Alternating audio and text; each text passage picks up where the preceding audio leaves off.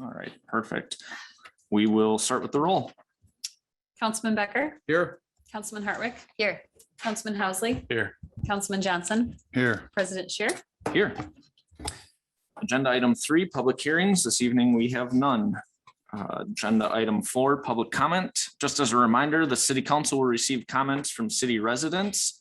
Comments are generally limited to 3 minutes per individual. Anyone wishing to speak is required to sign up in advance or state the following items for the record when called upon. That would be name, address, subject matter, and contact information. No action will be taken on any public comments unless also noted elsewhere on the agenda. We do have one person signed up this evening, and that would be Ron Coots. So if you'd like to take the podium. Hello. Hello. And then just quickly, is there a green light on the microphone? What'd you say? Get close. Is there a- yep. And is there a green light on there? Yes. Okay, perfect. Well, thank you for the opportunity and thank you for all that you do in the city of Fort Atkinson. My wife and I recently moved to Fort Atkinson. We've been here almost 2 years now. We've come back to Fort, well, my wife actually grew up here to start our semi-retirement years. We're up on Wilson Avenue. Our address is 307 Wilson Avenue. But the reason I'm coming here tonight is to talk about probably something you are all aware of, and that's the overpopulation of deer in the area, especially on the west side of Fort Atkinson. I mean, where we live on Wilson, our backyard, our neighbors' backyards, the deer come through. Of course, they eat just about everything. They go right next to our house. I mean, my backyard looks like a deer path. The number of neighbors in Fort talk about that. I see people comment about that. I've got a friend who just lives down the street from me, and he said he was walking through the park area, the Rock River Park area, and by the football fields a week and a half ago. And he said he counted 30 deer out there on the football fields grazing. And I said to my wife about a week ago, let's just drive down there and see for ourselves. And we drove down there and there's 15 of them out there grazing. And, you know, they're in groups of 4, they're in groups of 3. It's a conservation problem, really. They're overpopulated, they congregate. It's a CWD problem. The DNR talks about CWD, and when deer congregate, this is just feeding that problem. Even tonight, just before I came, I drove through there, and there's 20 of them there right now, maybe more than 20, but they just come out. And then as the night goes on, they head east, and they come up the hill, they go over the hill, that side of town. They really do cause a lot of problems. As far as what can be done, you know, other cities have dealt with this problem in the past. I did make some handouts for you. I've got 7 of them to leave with you. Our biologist for this area is Sam Jonas. I did call the DNR. They said contact Sam Jonas. And I just did that as a little legwork to be of help. He hasn't called back yet, but anyway, that's what I'm here for tonight. It really is a problem. Of course, gardens, flowers, they're a menace. It's not a good conservation situation that's going on. Some cities, of course, have used sharpshooters. I don't know all of the details as how that happens. The night I was down there with my wife, it was almost dark. A squad car came behind us, and I rolled my window down, and he stopped, and it was Officer Kinney. And I said, "You see all this deer over there?" And he said, "Yeah." And he said, "I used to see 3 or 4. He said, "Now I'll see 15 or more." And I was, you know, just talking to him about, I don't know how these cities do it when they try to lower the population and if they get sharpshooters or what have you. But he said, "Well, you know, if it gets to that, I'm willing to volunteer as a sharpshooter," he said. So I just passed that on. So that's pretty much all I've got. I don't know, has anybody ever brought this up before as far as the problem? I know people are talking like this year is really bad. It's really a bad. I talked to a fellow lives just out of town a few miles. He said, "I've lived in my place." John Mansavage. John said, "I've lived there for 30 years. I've never seen the problem as bad as it is right now with deer overpopulation." And he said, "You know, those does are going to have fawns. It's only going to get worse." So thank you so much for just listening to what I wanted to bring tonight. Thank you very much. Thank you. Thank you.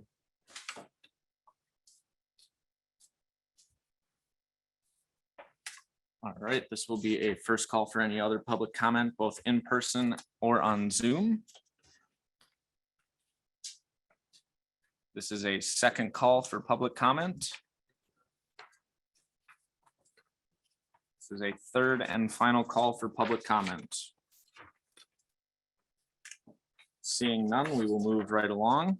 Agenda item 5 is our consent agenda. Just as a reminder, the consent agenda that is outlined is presented for action by the city council.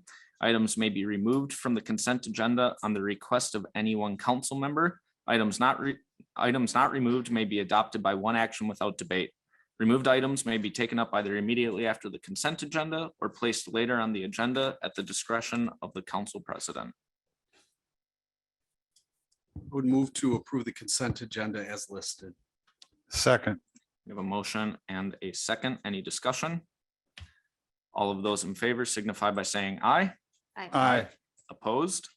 That motion carries. Agenda item 6, petitions, requests, and communications. 6A is the review and possible action relating to the proclamation recognizing National Telecommunicators Week, which is April 10th through 16th, 2022.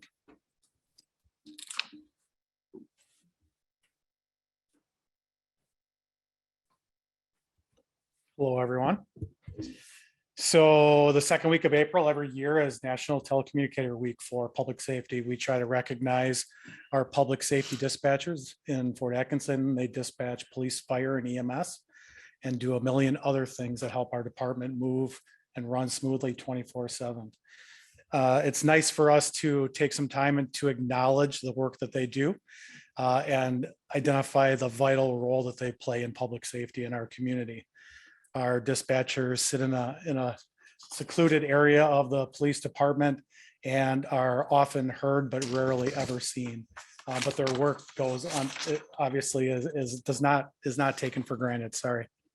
So we can only do so much as a department to really recognize them. We try to do things that are special, let them wear plain clothes and come in jeans and tennis shoes for the week and let them kind of just let their hair down a little bit. And do some of those other things, let the community know through social media that it's a special week and they get some treats that come in. But the city manager brought up the idea of a proclamation. And I thought that was just a great idea to do one more thing to show how important they are to this community and the things that they do. So I have our most senior dispatcher here, Sandy Hopman, and she's been with the department since she was 18.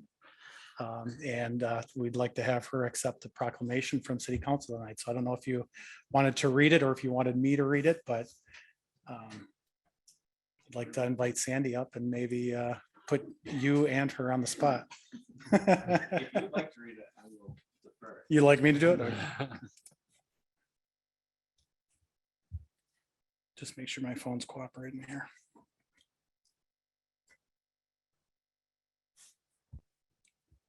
Recognizing National Public Safety Telecommunicators Week, April 10 through the 16th, 2022. Whereas emergencies can occur at any time that require police, fire, or emergency medical services, and whereas when an emergency occurs, a prompt response of police officers, firefighters, and paramedics is critical to the protection of life and preservation of property. And whereas the safety of our police officers and firefighters is dependent upon the quality and accuracy of information obtained from citizens who telephone the Fort Atkinson dispatch. And whereas public safety telecommunicators are the first and most critical contact our citizens have with emergency services. And whereas public safety telecommunicators are the single vital link to our police officers and firefighters by monitoring their activities by radio, providing them information and ensuring their safety. And whereas public safety telecommunicators of the city of Fort Atkinson have contributed substantially to the apprehension of criminals, suppression of fires, and treatment of patients. And whereas each dispatcher has exhibited compassion, understanding, and professionalism during the performance of their job in the past year. Now, therefore, do you want me to read that part on your behalf? I, Chris Shear, as the city All right. council president of the city of Fort Atkinson, do hereby recognize the week of April 10th through 16th, 2022 to be the National Public Safety Telecommunicators Week in the city of Fort Atkinson in honor of the men and women whose diligence, and professionalism keep our city and citizens safe. Thank you. very much. I move to approve the proclamation recognizing National Telecommunicators Week, April 10th through the 16th, 2022. Second. We have a motion and a second. All of those in favor signify by saying aye. Aye. Opposed? That motion carries. Sandy, can you call? Slap me now if you want. I didn't think that'd be right.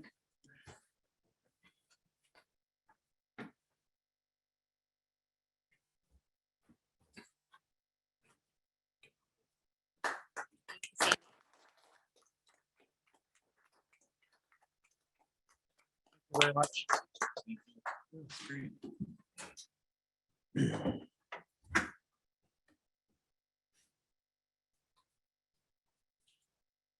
That will take us to agenda item 6B, which is the review and possible action relating to the proclamation recognizing April as Fair Housing Month in the city of Fort Atkinson. The month of April is celebrated as National Fair Housing Month. This year, the United States Department of Housing and Urban Development, or HUD, is celebrating the 54th anniversary of the Fair Housing Act. This landmark law was signed into law on April 11th, 1968 by President Lyndon B. Johnson. The Fair Housing Act prohibits housing discrimination because of race, color, religion, national origin, sex, disability, and family status. The act furthers the beliefs advocated by Dr. Martin Luther King Jr. and the other heroes of the civil rights movement. The staff recommends that the council president sign the proclamation and declare the month of April 2022 as Fair Housing Month in the city of Fort Atkinson. I would make the motion to approve the proclamation recognizing April as Fair Housing Month in the city of Fort Atkinson. Second.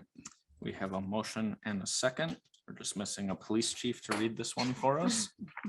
All of those in favor signify by saying aye. Aye. Opposed? That motion carries. 6C is the review and possible action relating to the proclamation recognizing April 29th, 2022 as Arbor Day in the city of Fort Atkinson.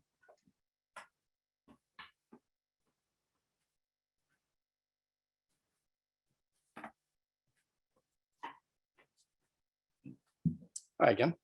Another proclamation. The Department of Public Works is requesting that the council recognize April 29th as Arbor Day. For 2022, the Arbor Day Foundation designated National Arbor Day for Friday, April 29th.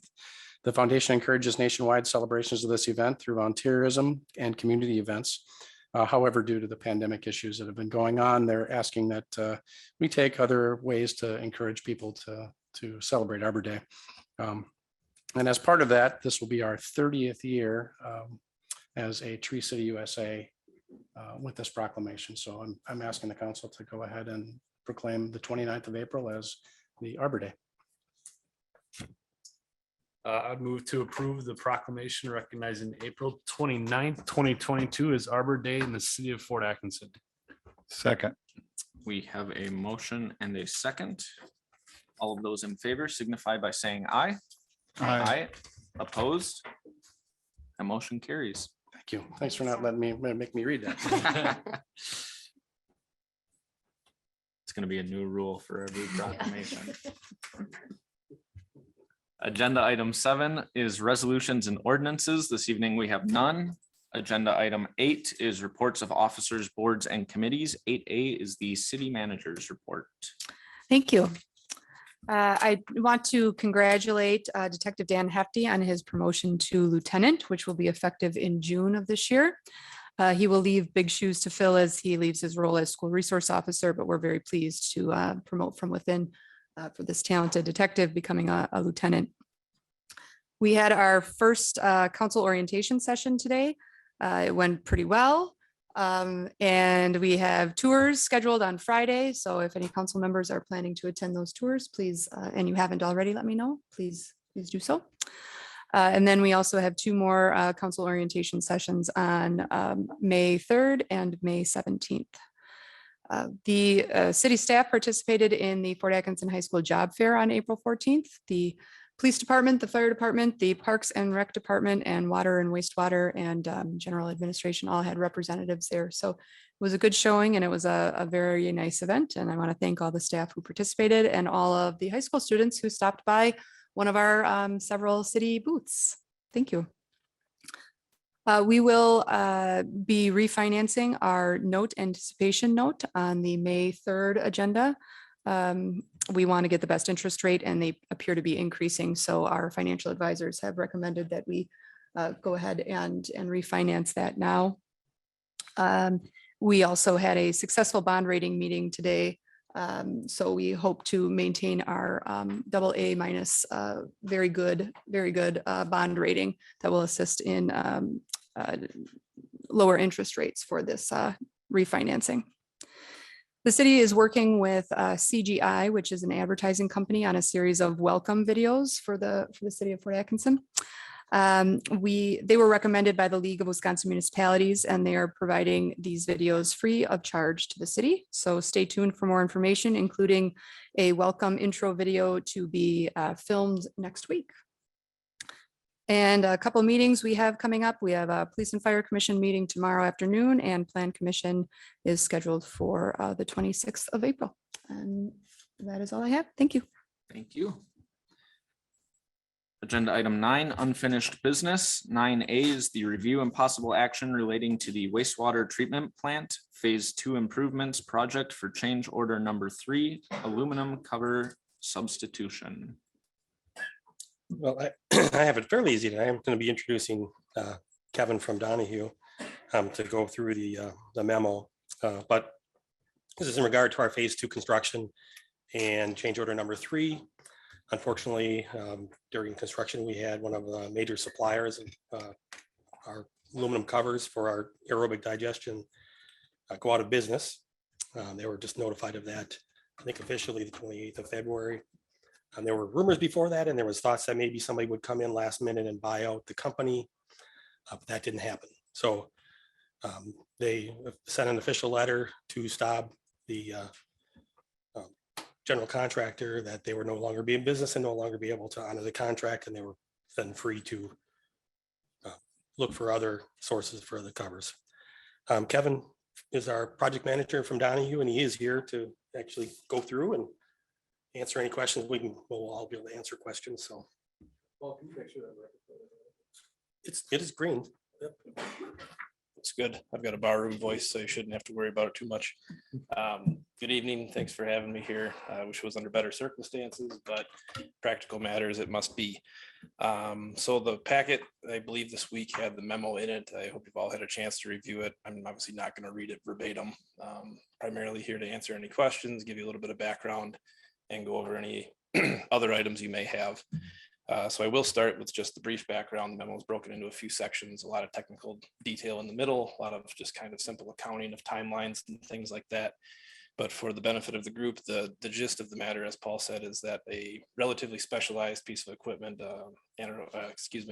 aerobic digestion, a unit process at the treatment plant, has historically not been a covered tank. Our design over the last few years indicated that covering that tank would improve treatment efficiency in that process pretty significantly. So as part of the phase 2 improvements job, we included that aluminum cover. Like I said, it's a relatively specialized cover in the sense that it is designed by the supplier. We don't design each member of it, give it some general constraints, and then it's designed by them, produced by them, and installed by the general contractor. It's a flat cover with support members staff can access over the tank and access equipment within the tank. So there's a fair amount of engineering that goes into it. Like I said, relatively specialized production. Only a couple companies are reputable and experienced in producing this type of cover, both of which were specified in the contract documents. Ultrafloat, the company in question, obviously had some issues, went out of business in late January, February. And we have since engaged the alternate supplier as part of the contract, who is reputable and competent to produce another cover, and have gotten their services so far. So the long and short of it is that through the past year, the general contractor fulfilled their obligation in the sense that they've proceeded down the path in good faith for producing the cover as intended. Their supplier went out of business. The alternate supplier is not bound to the bid price. They're bound to current pricing. Obviously had significant issues with pricing in the last year. I've had some data in here regarding the price of just bulk aluminum and other things. So as an equipment substitution, the contractor is entitled to a price increase of materials and what they've had. They've submitted their pricing. The net adjustment after crediting back the bid price for the cover that is out of business, adding the new cover in and making any other further adjustments for administration and installation between the two covers results in a request for change of $261,313. That's the request by the general contractor and has been confirmed that to the best of our abilities that there would be no further changes thereafter. We requested assurances from the supplier that no further changes would be requested based on price increases or anything like that. And as far as we know, that is true. So I guess at this time, if you would like more detail on any portion of the issue, I can go into that. Or if not, then the request stands for that change order to be reviewed and approved if possible. Can I just ask, I know at the end of the memo, it talks about, obviously this project was designed with a very healthy contingency fund, and that even given the pace of things, that the hope is this would still end, the project would still end with a net credit. But I guess I'm just curious, there's no concern over, hey, we may have a couple additional things that come through. Was there anything else still in the project that was originally with this company that no longer exists? Okay. So directly to that question, this is the only piece of equipment supplied by this manufacturer. So there should be no further business of this nature. Now, pending, I can't speak to the financial status of any other supplier in the project, so I'd be hesitant to say we won't see it again. But this, by and large, in Paul's extended career, my relatively long career, and everybody else who I've talked to, this is the first instance of a major supplier going out of business where, the actual general contract that you have in place is with Staub. This issue is with Staub and their suppliers. This is the first time we've heard of a major subcontractor going out and having to reconcile this. Speaking to the project contingency, as a clean water fund funded project, required contingency of 5% was placed at the start of the project. Before this event occurred, we were looking at about I believe $60,000 credit is where we've been tracking to this point in the project. So the net effect with the $261,000 change, not considering those potential items, is a little over $200,000. Like I said, we were 50% through the project. We are nearly entirely out of underground work where a lot of uncertainty is contained. We're primarily working above ground in structures where things are we're a lot less uncertain, I'll say.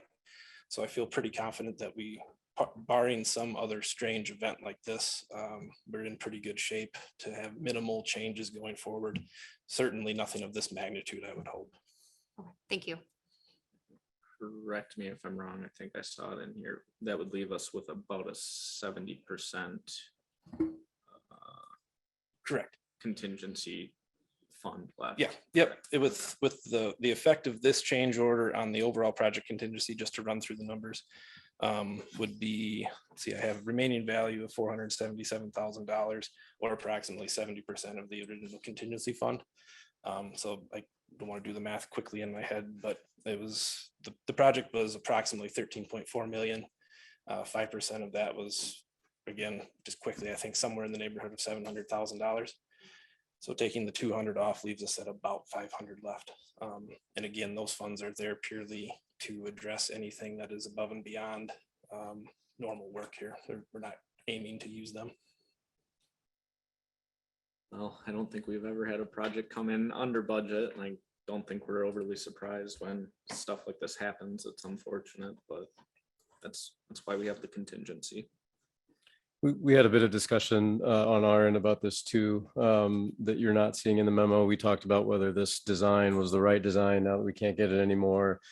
Quizzed Kevin quite a bit on those things. We looked at the contract itself to see how that was set up. Staub has been a great contractor to date on this project.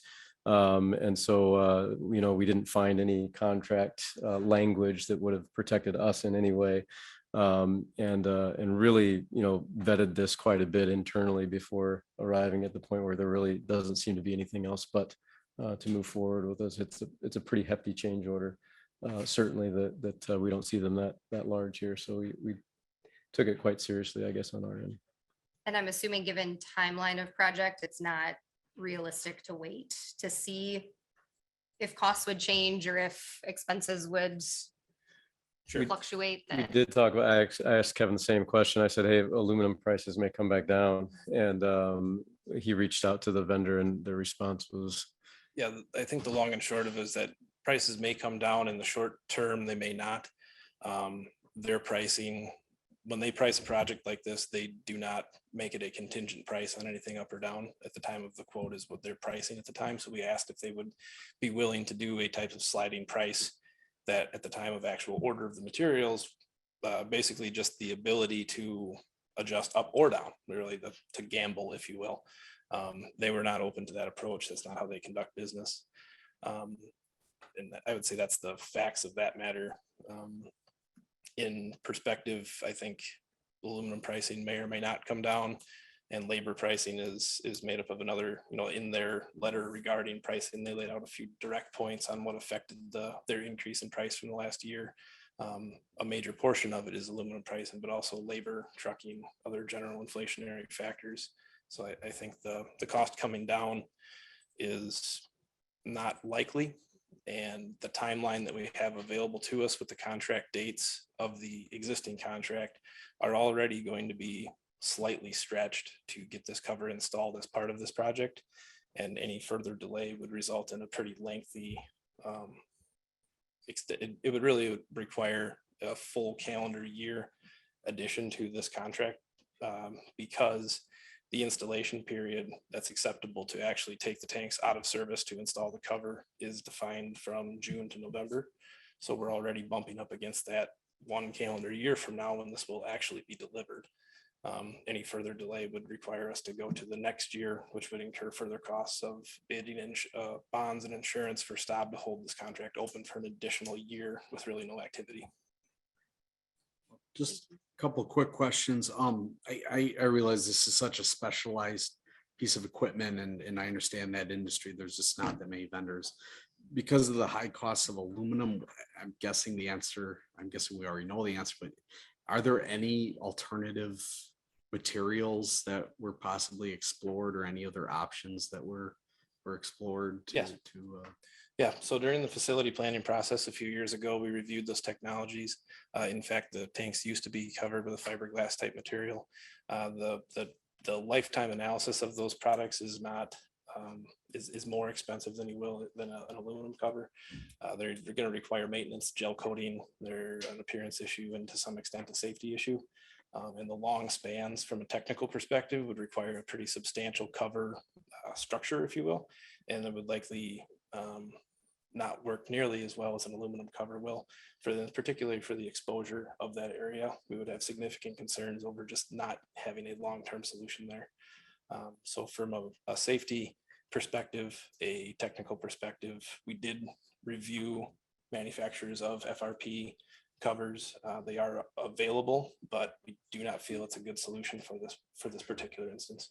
Sure. And remind me again, what's the projected lifespan of this aluminum cover? The anodizing will probably be the first thing to go, but with anodizing, we should be looking at 30+ years. Okay. With routine, and common maintenance, just washing down and minor things. It's not like you need to be out there doing anything. Gotcha. So it should basically just live in place for 30+ years. Great.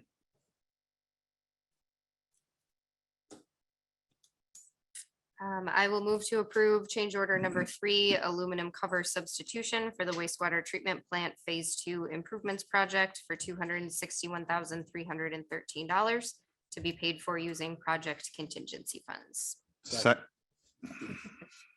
We have a motion in a couple of seconds. Any other questions or discussion?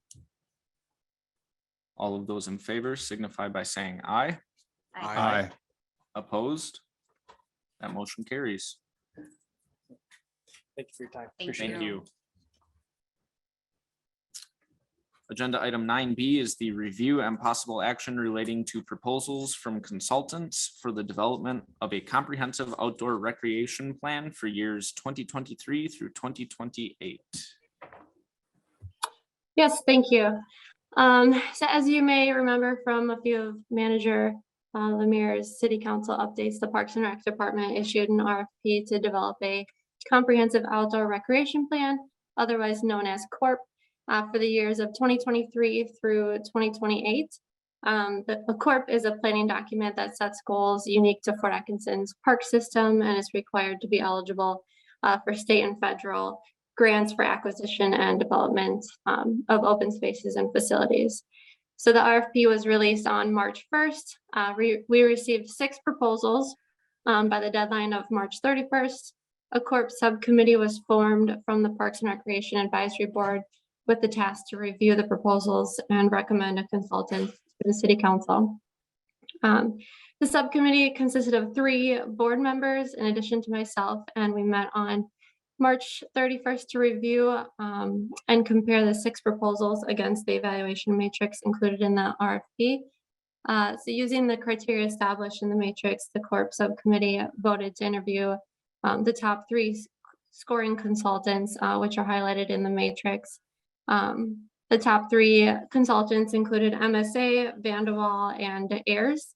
Interviews were held on April 6th, and the format included a short presentation from the consultant along with a Q&A.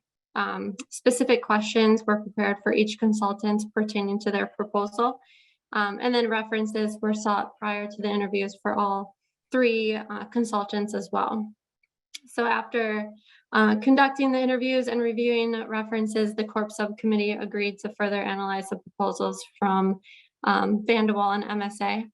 And while Vanderwall they've successfully completed a number of projects for the city, the subcommittee was captivated with MSA's presentation and clarification to those prepared questions provided.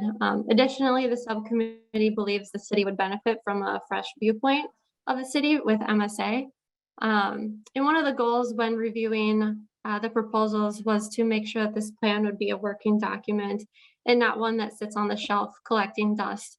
So the subcommittee was pleased to view MSA's 2-page summary sheet, examples for each existing park documenting current conditions, current issues, recommendations with priority, and cost estimates. So when viewing MSA's previous corps, the subcommittee found them to be visually appealing with clear graphics as well.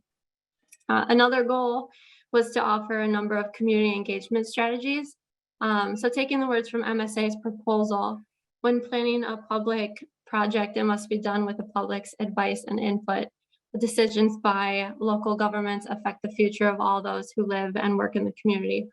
The subcommittee strongly agreed and asked MSA and Vanderwall to move around some pieces to accommodate to the subcommittee's recommended engagement strategies. MSA was able to modify their proposal to include all preferred community engagement strategies while still including the most important scopes to stay within the budget. So the budget of $28,000 was included in the RFP, which was also included in the Parks Capital Improvements Plan budget for 2022.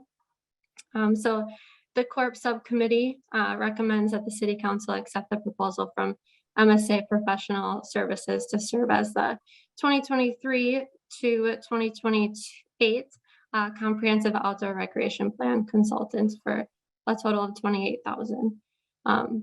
So with that, I'm happy to answer any questions. And then Becky from MSA is also online if there are any questions that she's able to answer. Brooke, can I ask it, mentions in the memo, and I think you touched on it quickly, but that this type of plan is required to be eligible for state and federal grants. Do you have any information on that in terms of, what the potential financial benefit of that can be? Or has the city gotten any of those in the past? And what did that look like financially? Yeah, the city, I believe, has not had it in the past. The last time a plan was developed for the parks was around 1990. maybe cost was a factor for developing a plan when there's a park section in the city's comprehensive plan. But the difference is the opportunity for grants. The city's comp plan will be the baseline for the analysis, inventory, assessment, and documentation needed. And so once the corp is completed, the city can then utilize it to consider and submit future grant applications for prioritized projects. So whether that may be, the playground is pretty aged at Berry Park, so we can submit, if it states that in the corp, that is a high priority that needs to be fixed or replaced, then that would be something that would be eligible for that grants. Becky, maybe this is more of a question for you, and I don't know if this is ever information made available, but does MSA know, what those grants are going to look like coming up going forward, that you can kind of tailor a corp to those things to make sure like that a municipality isn't missing out on opportunities because something might not be specifically named or listed in the corp? Right. And so that's kind of one of the caps that I wear when I do corps, because I do also write quite a few stewardship grant applications. So I'm always looking for projects that I think would score well. And after doing so many stewardship apps, you kind of know what DNR is looking for. Like they're looking for parks that you can connect to regional trail systems through like maybe a local trail, or they're looking for partnerships, or they're looking for like groups that are fundraising. So we always try and kind of tease those things out as we're going through the court process so that you're set up to apply for multiple projects should city match become available and you want to move forward on something. And the grants can range. We've seen communities get like as little as 100,000 to almost $1 million. We had 2 splash pad projects funded for $1 million, one last year and one the year before. Okay. Thank you. That's super helpful. Mm-hmm.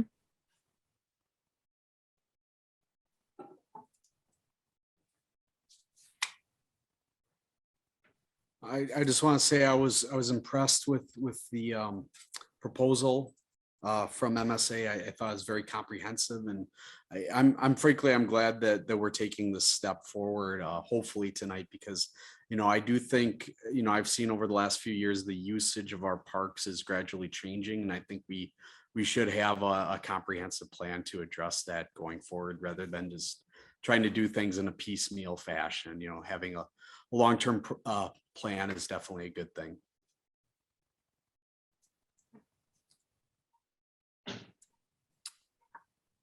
I will move to accept the proposal for a comprehensive outdoor recreation plan for 2023 through 2028 from MSA Professional Services, and authorize the city manager to execute a contract not to exceed $28,000 to be paid for through the 2022 Parks and Recreation CIP budget.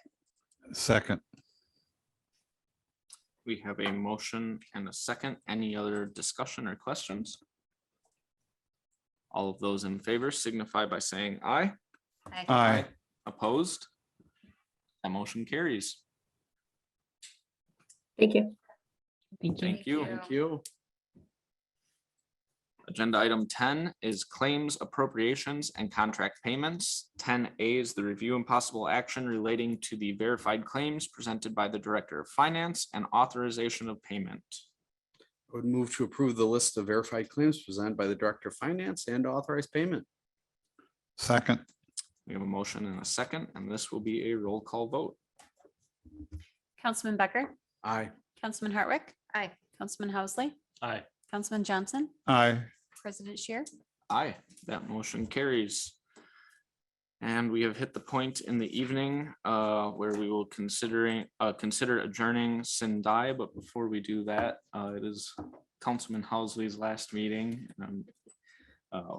We would just like to say thank you for the years that you have been here. Obviously, it has been interesting starting in the midst of a pandemic and then coming on board, but we have appreciated it. And if you have any last words? Maybe parting words, not so much No. last words. Last ones. Last ones. Firing squad. I just want to thank the city of Fort for allowing me this opportunity, putting your trust in me. I've learned a ton. Much preferred the in-person meetings as to the Zoom meetings that were the first year plus that was happening, but we did what we had to do to keep everyone safe. I can see doing this in the future. Just at this time, I think I don't have the time to put the time into it that I should be. So I'm very excited to have Eric take my place. I think he'll do an absolutely phenomenal job, and he seems very intelligent and excited to take my spot. So yeah, looking forward to seeing what you do. Thank you. Thank you, Brandon.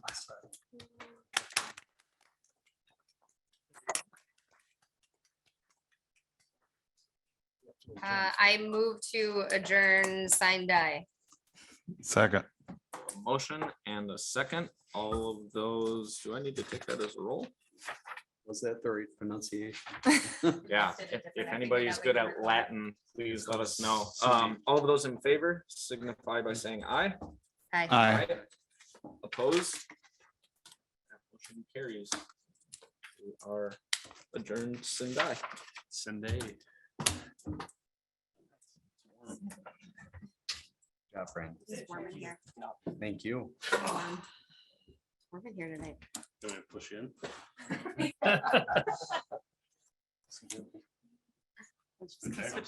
Oh, all good. Look at that. Efficient. Oh, I'm coming for a handshake too. Good work. Let's do it again. We should all do one. Okay. Welcome. It's yours. Can do my part from here.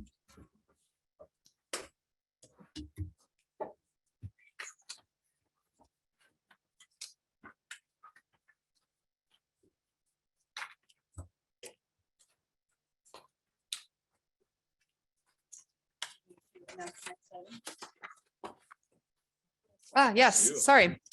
So the city clerk will now administer the oath of office to our newly elected council member. Oh, yeah. Please present yourself. Do it every time, every election. Repeat it to me. Repeat after me. Let me raise your right hand. I state your name. Having been appointed to the position of city council.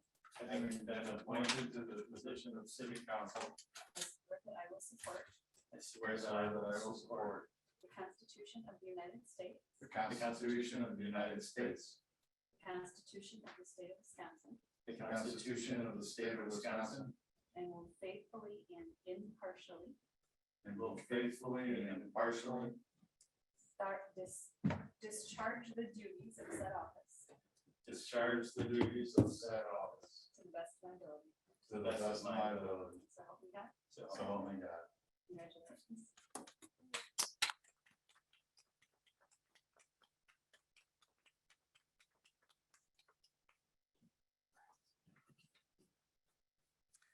Okay, I will call to order the first meeting of the 2022-2023 City Council. And roll call, please. Councilman Becker, Here. Councilman Hartwick. Here. Councilman Johnson, Here. Councilman Shear, Here. Councilman Schultz. Here. So the first item of business is the election of the president of the City Council for the term of April 19th, 2022 through April 18th of 2023.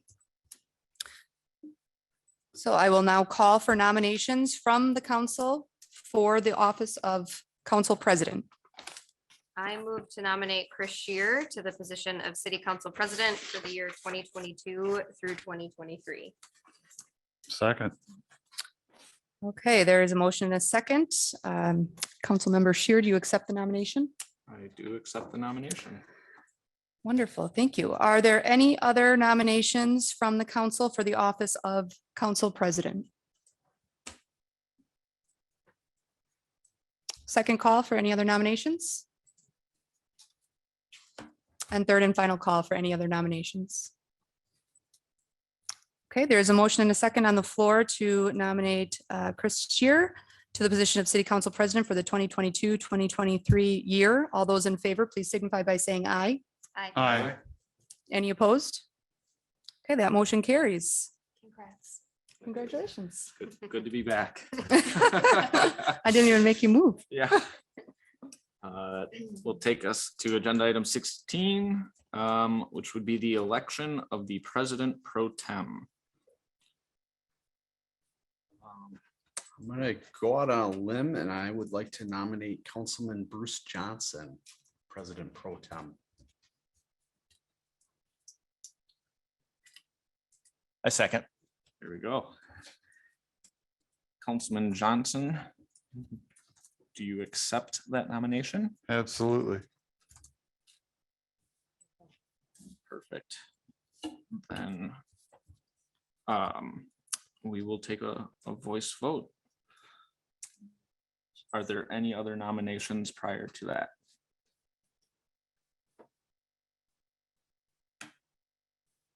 Now we will take a voice vote. All of those in favor signify by saying aye. Aye. Aye. Opposed?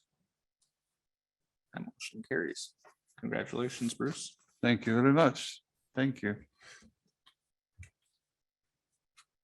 Agenda item 17 is the review and possible confirmation of the city manager's appointment of Eric Schultz to serve as the council member on the Plan Commission. Per statutes, it is the job of the city manager to appoint the plan commission. Councilmember Schultz has served on the plan commission as a resident for the last several years. And he has done a really, really nice job. I am also on the plan commission, so I can attest to the good job that he has done. As such, I would like to nominate him to be the council representative to the plan commission. I move to approve Eric Schultz to serve as the council representative on the planning commission for the 2022-2023 term. Second. Have a motion and a second. All of those in favor signify by saying aye. Aye. Opposed? That motion carries. Congratulations. You'll be going back. Agenda item 18 is the review and possible action to designate the Daily Jefferson County Union as the official city newspaper for purposes of publishing required legal notices. Thank you. Historically, the city has recognized the Daily Jefferson County Union as the official newspaper. Having a daily local newspaper in our community is very beneficial, and it's assists with the city's excellent bond rating as it provides additional level of transparency to the community that some other communities might not experience with that. So we would ask that the council approve and designate the Daily Jefferson County Union. I move to designate the Daily Jefferson County Union as the official city newspaper for purposes of publishing required legal notices. Second. A motion and a couple seconds. Any discussion? All of those in favor signify by saying aye. Aye. Opposed? That motion carries. On to new business. 19A is the review and possible action relating to Board of Review scheduled for Thursday, May 5th, 2022 from 10 a.m. to 12 p.m. Thank you. The Board of Review is held annually. It's typically early May or when we have the board, the role available for viewing. Open book is scheduled for this Thursday. It is being held in the afternoon via a Zoom or by phone for those residents that would like to look into their assessment. Residents were mailed, approximately 307 residents were mailed notices of assessment changes. Again, Board of Review is going to be Thursday, May 5th from 10 to noon. It will be held here in the council chambers. I'll go ahead and move to accept the date and time of the 2022 Board of Review meeting on May 5th, 2022 from 10 a.m. to noon. Second. We have a motion and a second. All of those in favor signify by saying aye. Aye. Opposed? That motion carries. Agenda item 20, miscellaneous. This evening we have none. And 21, adjournment. I move to adjourn. Second. We have a motion and a second.